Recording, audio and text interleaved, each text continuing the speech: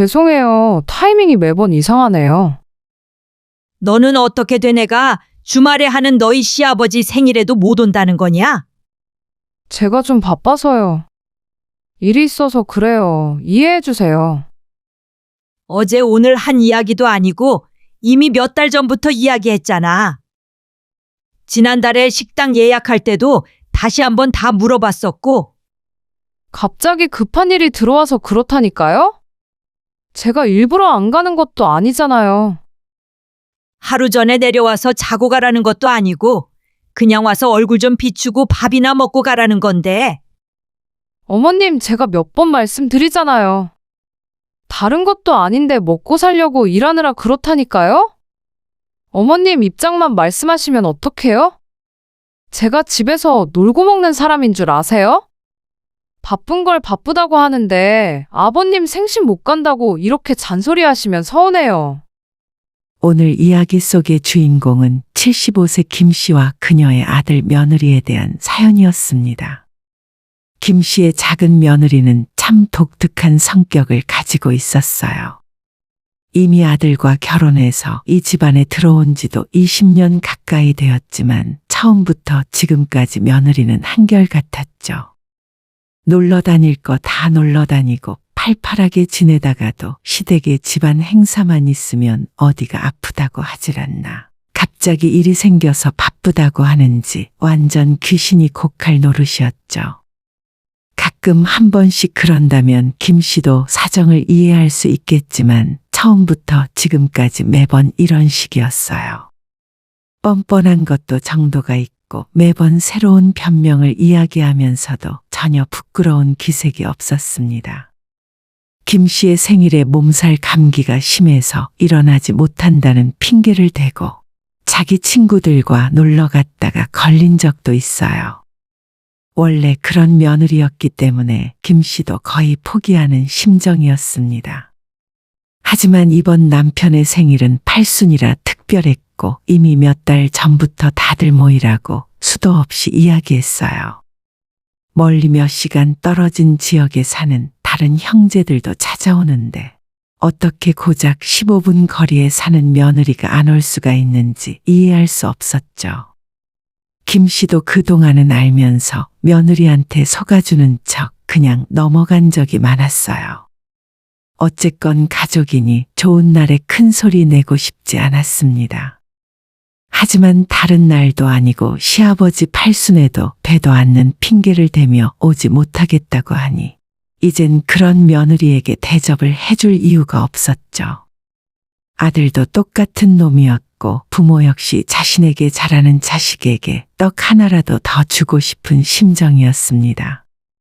그래도 이젠 아들 며느리가 땅을 치고 후회하게 만들어줄 생각이었죠. 김 씨는 두 아들과 딸이 하나 있었어요. 다들 결혼해서 첫째는 벌써 50이 되었고 자식들은 손주를 6이나 낳았습니다. 이번 주말에 제사는 우리끼리 할까? 그래도 자식이 셋인데 우리끼리 하는 건 좀 그렇지 않아요? 다들 바쁘잖아. 며느리도 오기 싫어하는 것 같고. 김 씨의 집안은 명절을 빼고 1년에 2번 제사를 지냈고 역시나 둘째 며느리는 그때도 얼굴을 보이지 않았습니다. 둘째 아들을 제외하곤 다들 다른 지역에 살고 있었기 때문에 매번 불러서 시간을 뺏는 것도 미안했고 고생하며 살고 있는 며느리들에게 일을 시키는 것도 마음에 걸려 제사 때는 음식 준비를 전부 김 씨가 맡아서 하고 있었어요. 명절이야 모이는 식구들끼리 아들이며 며느리며 구별 없이 같이 일을 한다지만 제사 때는 일하고 늦게 도착하는 며느리들에게 일을 시킬 순 없었죠. 부부의 생일이나 어버이날에도 올 수 있는 사람만 모여서 같이 밥을 한 끼 먹는 것이 고작이었고 그게 행복이라 생각했습니다. 하지만 앞으로는 절대 그러지 않기로 했어요. 명절 같은 특별한 날이 아니면 자식을 일부러 부르지 않기로 다짐했습니다. 잘 지내고 싶은 마음이 사라진 것이 아니라 자식들과 일정 거리를 유지하고 살아야 나중에 서운하지 않다는 걸 깨닫게 되었죠. 김 씨는 당연히 모든 자식이 다 잘 살았으면 하는 마음을 갖고 있었습니다. 하지만 그렇다고 해서 모든 자식이 다 똑같이 예쁘다는 뜻은 아니었죠. 이 나이 정도를 먹었으면 작은 일에 일희일비하지 않아야 하는데 전혀 그렇지 못했습니다. 어떤 자식이 진심으로 부모를 생각하는지 누군 그렇지 않은지 뻔하게 속이 들여다 보였어요. 뭐 하러 이렇게 일찍 왔어? 나 혼자 할 수 있다니까? 회사에서 일찍 가라 하더라고요. 어머님 이거 혼자 다 준비하시려면 힘드시잖아요. 몇 년 전 김 씨는 아침부터 혼자 장을 봐서 제사 음식 준비를 시작하려고 했어요.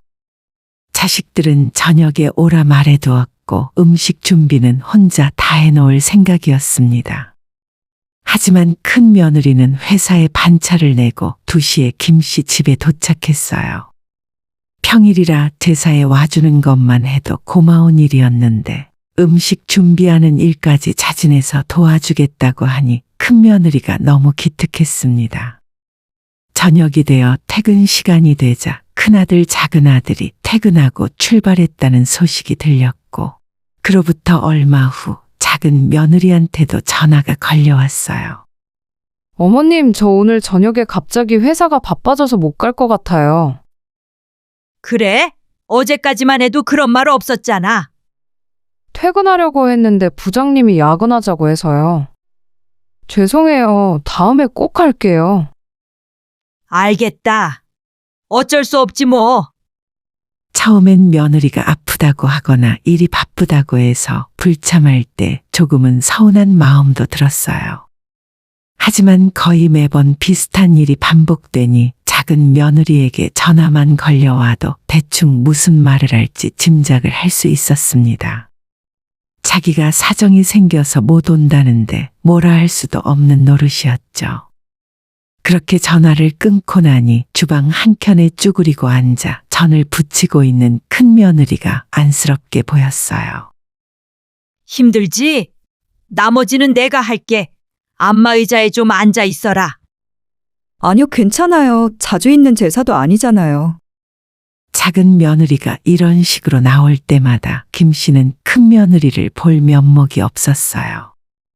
자신이 모질게 굴지 못해서 괜히 마음 약한 큰 며느리만 고생하는 것 같았죠. 무슨 집안 행사가 있든 항상 작은 며느리는 얼굴을 비추지 않았습니다. 그나마 작은 아들이라도 오면 다행이고 어떨 때는 전부 오지 않았죠. 매번 변명은 참 다양하게도 했는데 회사에서 야근을 한다고 하거나 몸살 감기에 걸렸다는 말은 너무 많이 들었어요. 때로는 손주가 학교나 학원에서 사고를 쳐서 수습을 하러 간다는 변명까지 했었습니다. 선우가 학교에서 문제가 좀 있니? 네, 아니요, 별 문제 없는데요. 하도 며느리가 아이 학교 문제 때문에 못 온다고 변명했을 때 은근슬쩍 아들에게 물어보니 전혀 모르고 있더라고요. 애초에 믿지도 않았지만 매번 똑같은 레파토리를 쓰는 것이 본인도 민망했는지 기껏 새로운 변명이라고 한다는 것이 손주의 일탈이라니 정말 실망스러웠죠. 몇 년 전 김 씨가 칠순이 되었고 옛날처럼 잔치는 아니더라도 가족끼리 집 근처 호텔에 작은 홀을 하나 빌려서 식사를 하고 간단한 이벤트를 하기로 결정했어요. 김 씨는 번거롭게 하지 말고 그냥 밥이나 먹고 끝내자고 했지만 큰 아들과 딸이 먼저 나서서 이 정도는 해야 한다고 말했습니다. 그보다 앞선 남편의 칠순 때는 온 식구들 제주도로 3박 4일 가족여행을 떠나기도 했는데 역시나 작은 며느리는 친정부모님이 아프다는 핑계를 대며 참석하지 않았어요.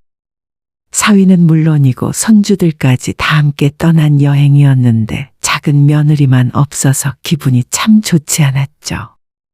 물론 정당한 사유가 있다면 김 씨도 이해할 수가 있었어요. 하지만 항공권과 숙소까지 다 예약을 해놓고 여행 출발하기 이틀 전에 갑자기 갑자기 작은 며느리가 친정부모님이 아픈데 자기 혼자 놀러가서 웃고 즐길 수 없다며 여행을 취소해버린 것이 참 웃긴 일이었죠. 진짜로 사돈이 크게 아프기라도 했으면 그러려니 하고 말았겠지만 지금까지도 어디 한 곳 불편한 부분 없이 건강하게 잘 지내고 계십니다. 그래서 김 씨의 칠순 역시 작은 며느리에게 큰 기대를 하진 않고 있었어요. 아예 김 씨는 오라 말아라 연락조차 한 적도 없었죠. 하지만 약속 날짜를 며칠 남기고 어김없이 며느리에게 전화가 걸려왔습니다. 어머님 죄송해요. 저희 회사가 이번 주는 토요일에 워크숍을 간다고 해서 생신 축하드려요. 선물이랑 용돈은 애들 아빠 편으로 보낼게요. 그래, 알겠다. 작은 며느리의 불참 전화를 받고 나서도 김 씨는 기분이 크게 나쁘지 않았습니다. 애초에 기대한 것도 없으니 화가 날 것도 없었죠. 하지만 그 소식을 들은 딸이 김 씨 대신 크게 화를 냈어요. 아무리 그래도 그렇지 어떻게 엄마 칠순인데 빠질 수가 있어? 진짜 해도 너무하는 거 아니야? 회사가 바쁘다잖아. 어쩔 수 없지 뭐. 바쁘긴 뭐가 바빠? 요즘 세상에 주말에 워크숍 하는 곳이 어디 있냐고. 거짓말도 한두 번이지 누굴 바보로 아나. 됐어. 너도 이제 그만해. 딸이 길길이 날뛰니 김 씨는 머리가 아파서 그만하라 말했어요. 결국 막내딸은 화를 이기지 못하고 둘째 아들에게 전화까지 거는 바람에 남매끼리 큰 싸움으로 번졌습니다. 가족들끼리 갈등 생기는 것이 싫어 지금까지 알고도 모른 척 해온 김 씨였는데 정작 이렇게 싸우는 모습을 보게 되니 본인이 잘못 생각했었나 싶었죠.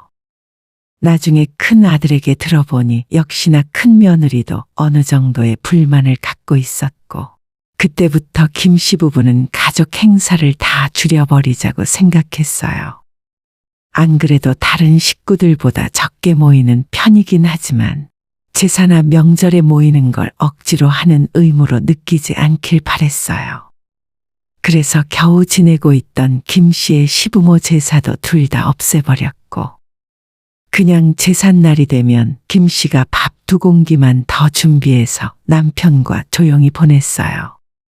명절에도 차례를 안 지내겠다 선언했고 올 사람만 알아서 찾아와 식사만 한 끼 같이 하고 돌아가라 말했습니다.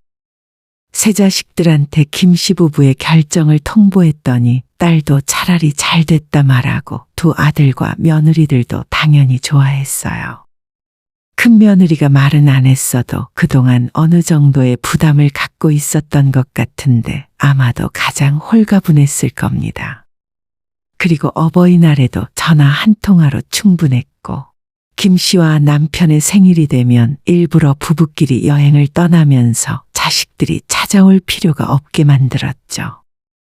오히려 이렇게 했더니 자식들이 예전보다 더 자주 찾아오고 더 자주 안부 전화를 걸었어요. 하지만 작은 며느리 하나만큼은 변한 것이 하나도 없었습니다.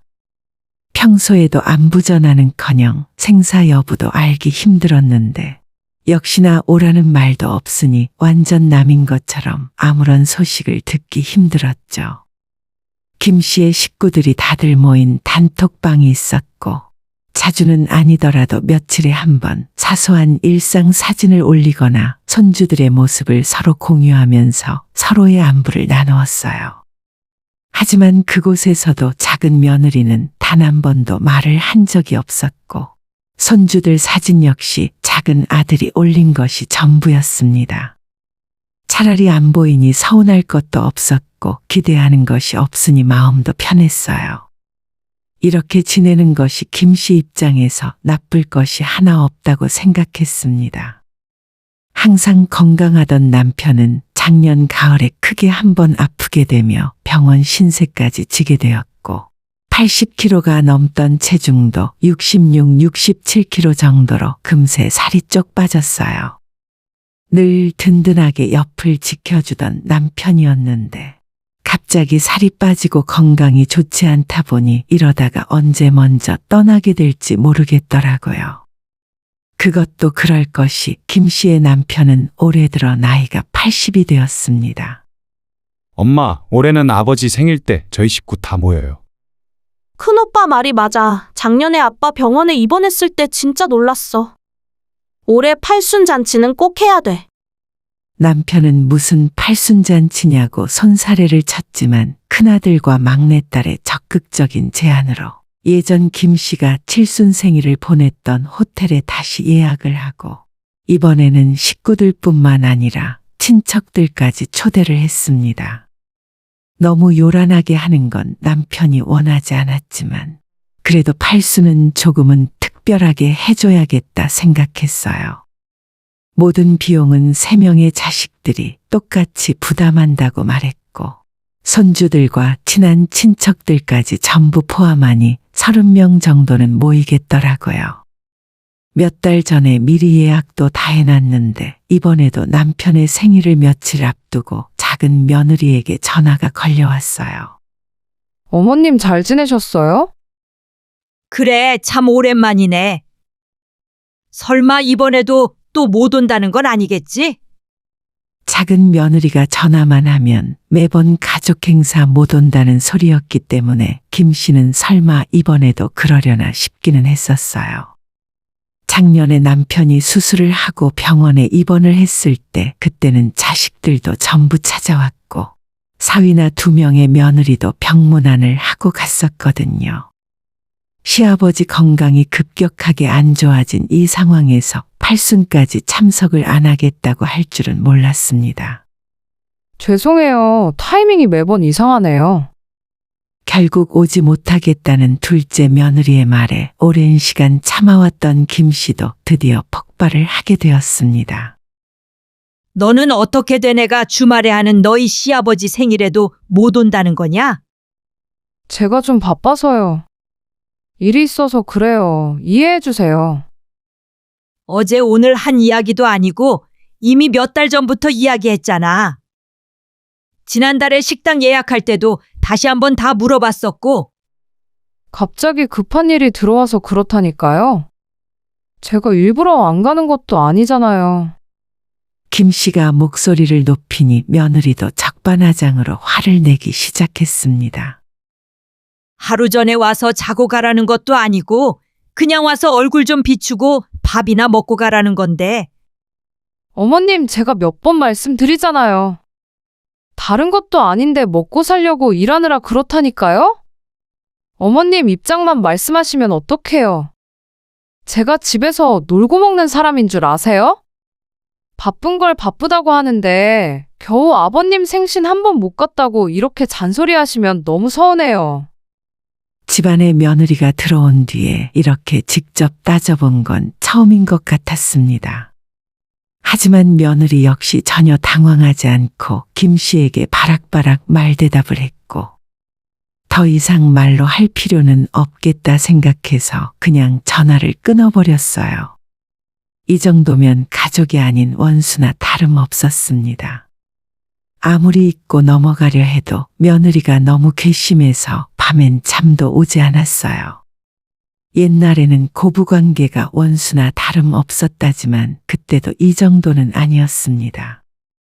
그리고 남편의 팔순 생일 전날 김 씨는 며느리에게 다시 한번 전화를 걸어 정말 내일 올 수 없냐고 마지막으로 물었고 며느리는 여전히 못 온다는 대답뿐이었어요.